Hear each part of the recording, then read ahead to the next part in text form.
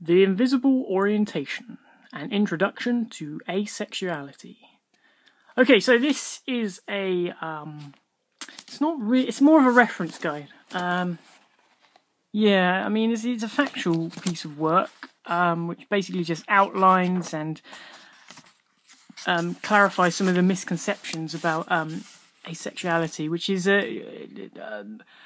and not necessarily a new orientation. It's always been there, but certainly in the past couple of years, and increasingly because of the internet, it's come to light that quite a sizable chunk of the Earth's population are in fact asexual, and asexual being someone who's not, well, I don't know. It's a complicated, because it does get complicated, but from a broad overview perspective, someone who doesn't necessarily, or is not necessarily interested in sex, or sexually attracted to other people, or having sexual relations with other people. But that in and of itself is kind of a narrow-minded definition, because it is more complex than that. I mean, you get various different subsets, different leanings. Some people like romantic relationships, some people don't. Some people like romantic relationships with sex, some asexual people don't. You know, so it does twist and turn quite a bit. And really, that's what's great about this book, because it does clarify it.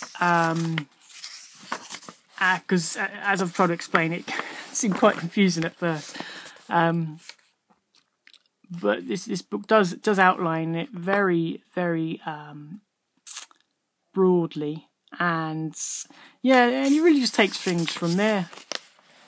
The problem with this orientation, I mean, it's something I've been interested in for a while now. I mean, I've certainly been interested in looking at new demographics that are emerging, thanks to big data we're sourcing from the internet.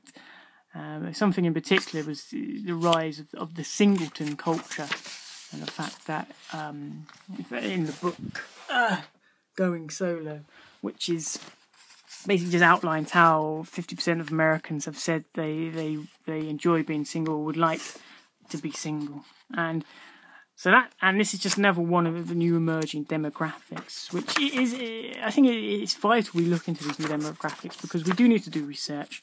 People do need support, people do need systems, and it creates new opportunities as well. Uncharted landscapes, so to speak. So yeah, I mean, I can't really... It's a very informative read, and I'm hugely supportive of the asexual community, even more so now that I've read this, now that I've had it hugely clarified, and some of the struggles that does exist as part of the asexual community. But in terms of an entertaining read, I did read this from cover to cover, but it was an effort, to say the least, because this is just a reference guide. It's split up into 6 sections, I think. Yeah, 6 quite sizable sections. So various different subheadings dealing with different things. So it's not essential that you read it from cover to cover. I think just read the introduction and then just duck and dive from what you think is relevant or what you want to find out about. I mean, it is an unfinished work, and that's a good thing, because this is a new subject and more has to be said on it. More research needs to be done, and more information does need to come to light to clarify and strengthen this orientation and community even more so.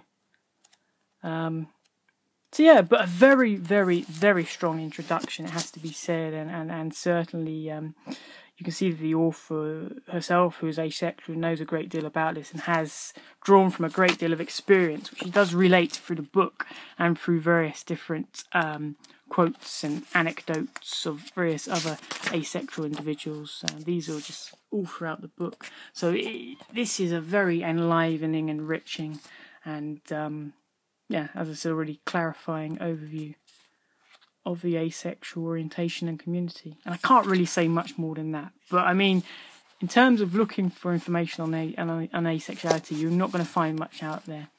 And certainly if you want somewhere to start, this is the best place to start. This is the magnum opus thus far, so to speak. So yeah, very informative read.